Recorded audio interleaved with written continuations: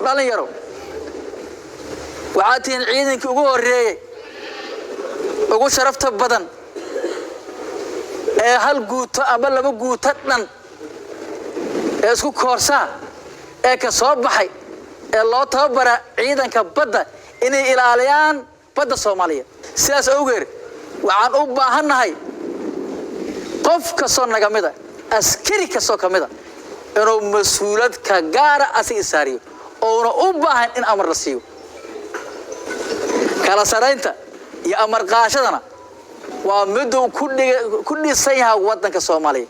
ama lagu difaaco wadanka Soomaaliya haddii aragtiin dawlad horumar gaartay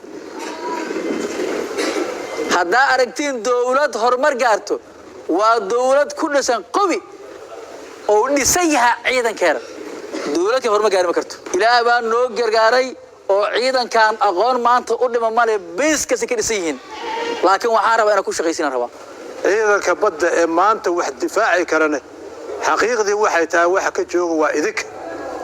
iyo inta kaleeto meelaha kaleeto joogaan waan ogahay xirfadihiina intay ka kooban yihiin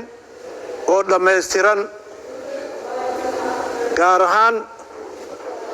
sifaalaha lagu dagaalamo ciidanka badda xagga iyo maraakiibta iyo doonyaha inaad dhameysateen ilaa iyo muddo 5 sano ah maantana aad tihiin udub laxaadka ciidanka badda iyo difaaceeba maadaama aad tihiin cududii ugu firfircooneed ee ciidanka badda aan haysano maanta iyo inta kale too joogto aad idinkana soo tababarateen muddo 5 sano ah waan ogahay inay duruufo jiro awgeed ay waxyaalo badan ay ka maqan yihiin laakiin sida uu dhaqsiyaha badan ayaan ballanqaad uga haysanaa madaxda dawladda iyo taliyayaashayna inay idii howlgeliyaan sida uu dhaqsiyaha badan waxyaalo badan